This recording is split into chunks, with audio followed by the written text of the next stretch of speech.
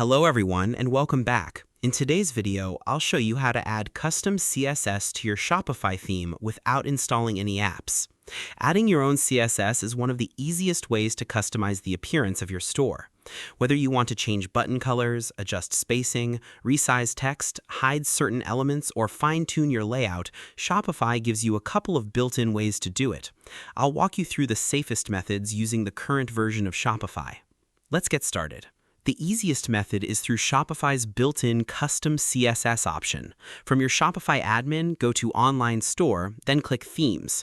On your current theme, click Customize to open the theme editor. Once the editor opens, select the section you want to customize. Many of Shopify's newer themes, including Dawn, include a custom CSS field inside individual sections. Scroll through the section settings until you find Custom CSS. Paste your CSS into the box, then click Save. This method is perfect for small design changes that only affect a specific section. For example, you can adjust spacing, increase font sizes, round image corners, or change button styles without editing your theme files. Since the CSS only applies to that section, it's also much easier to manage later.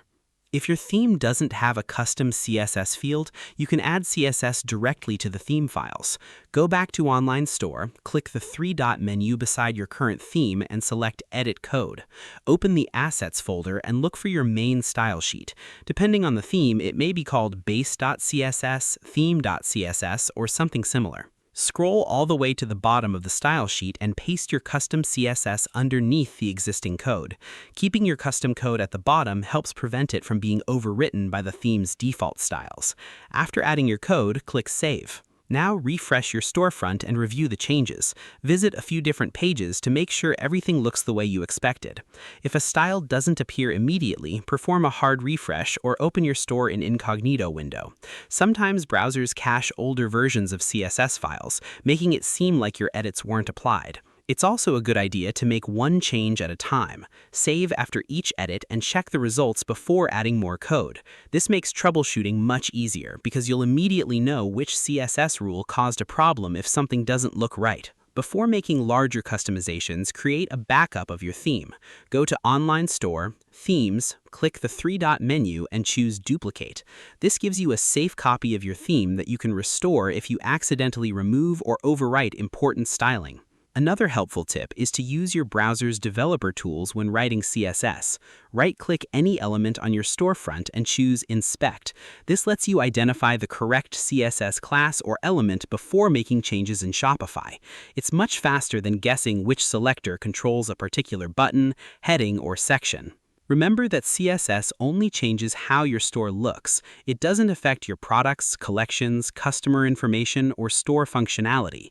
If you need to change how something works instead of how it looks, you'll likely need to edit your liquid files or install a compatible app instead. After you've finished customizing your store, test both the desktop and mobile versions of your website. Some CSS rules can look perfect on a large screen but create spacing or layout issues on smaller devices. Spending a few extra minutes testing helps ensure your store looks professional for every visitor. And that's it. That's how you add custom CSS to your Shopify theme without using an app.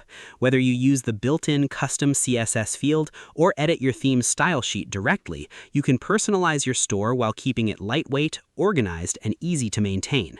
Thanks for watching. If you found this tutorial helpful, don't forget to like this video, subscribe to the channel for more Shopify tips and tutorials, and I'll see you in the next one.